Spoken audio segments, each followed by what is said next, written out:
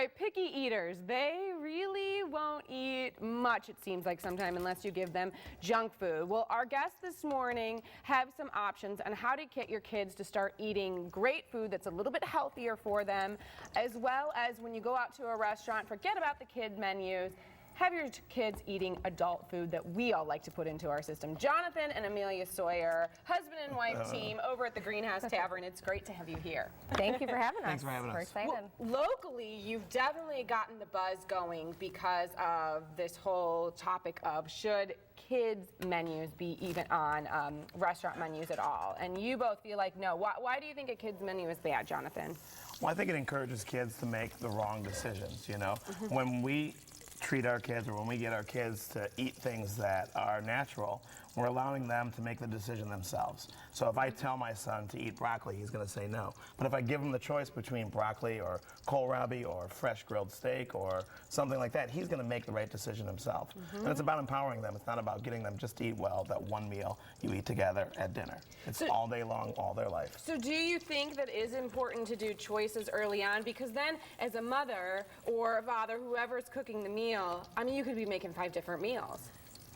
Yeah, we don't do that at our house. I'm old school. I'm kind of like my grandma, you know. My grandma had 4 kids and she made one meal and they ate it or they didn't eat it. And that's how we are at my house. I mean, I make one meal and you know, there's some things my kids don't like and they don't want to eat. And there's some things that they do. My daughter loves kale. My son doesn't love kale. If I make kale that day, he doesn't eat it. He can choose something else. He can grab an apple from the fridge, but I'm not going to make a whole new meal. And sometimes they're hungry, but the next day, guess who eats dinner? All of it. Both of them, you know? So the important thing is then starting early, because if you develop that palate earlier on, you feel that it absolutely. then sticks. I honestly, I'm sure I'm going to get some internet comments about this one, but I think parents are lazy when it comes to their kids, and I think it's easier for a parent to say, okay, you eat chicken fingers every time we go out and fries because it's there and it's cheap and it's easy. And I'll get frozen chicken fingers and I'll make them for you because I know you're gonna eat them. They look like dinosaurs.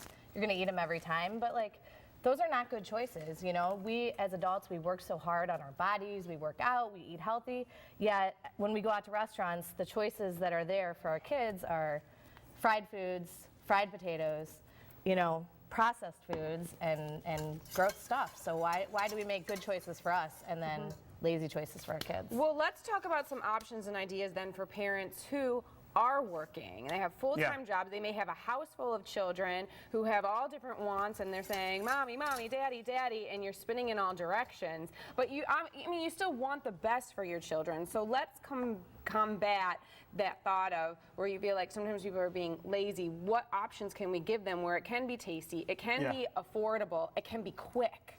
Well, I mean, we can do one recipe now and then we can talk for the next probably week about what we do to prepare for our kids. I mean, 2 quick tips that I think that she practices really well is meal planning and one that I adhere to, and doing as much as you can when you're in the kitchen. So rather than focusing on making one meal, if you're in the kitchen and you're making a recipe like we're making here, macaroni and cheese, I'm going to make enough for 5 batches and I'm going to freeze whatever's left over. But I know that I didn't put any MSG in here. I didn't put any ammoniated pink slime in here. I made it all from scratch based on chicken broth, milk, low-fat cheese, and then a little bit of real cheese.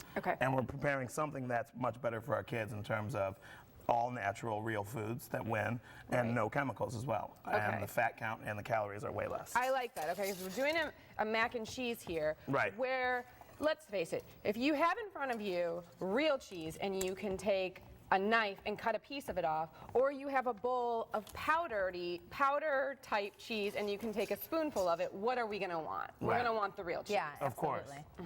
Okay, And so what have you got going on? So while we were talking, I had in here a little bit of olive oil. I added butter and then I added flour and salt to it. Okay, so that's basically what's holding our mac and cheese together. Not chemicals, but butter, olive oil, flour, and salt. I added a little bit of this broth. You can use vegetable or chicken. There's a ton of all natural options out there, and milk. Now, I was blanching pasta simultaneously, but this is something that you can do in advance. As I said, you make this base, this basically thickened milk ahead of time, and then you add your pasta and your cheese in whenever you're ready to actually finish the recipe. So I'm going to go ahead and pour this in here. Okay. And I'm going to grab the one out of the oven that we prepared earlier. And kids do love mac and cheese. Oh, of course. Absolutely. Most do. Yeah. Can't speak for all, but I would say, hey, look, adults love mac and cheese. Yeah. So this is this is a meal for the entire family. Oh my God, absolutely. And this, you can see it's white. It's not yellow like the mac and cheese. And that's the box mac and cheese. If you look at the back of the box, the main ingredients are yellow 5 and yellow 6, which are food dyes. And they're trying to be phased out in our country. They're banned in Europe. So we're giving our kids something that's completely banned in the European Union and something that's supposed to be phazed out by 2009. It's 2012. It's still in the boxes. It's important to read labels. I Oh, think if you read absolutely, labels a little absolutely, more yeah. often, you'd say, oh, I don't know what that is. I'm not Absolutely. sure I want to eat it. Yeah. Okay, so you just put over what type of cheese? So did I you put 2 sprinkle? different cheeses. I did an aged cheddar and a Parmesan. I think that adds enough salt and real cheese flavor that your kids will know what it is.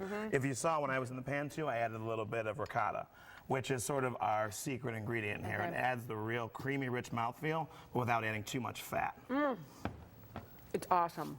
You don't need to have kids to like this. And you can use the cheese on other things like vegetables. You know, when I make this or when he makes this, we have the cheese on the side and they dip the vegetables. And Okay. it's good and healthy and easy. Thank you so much for the tips.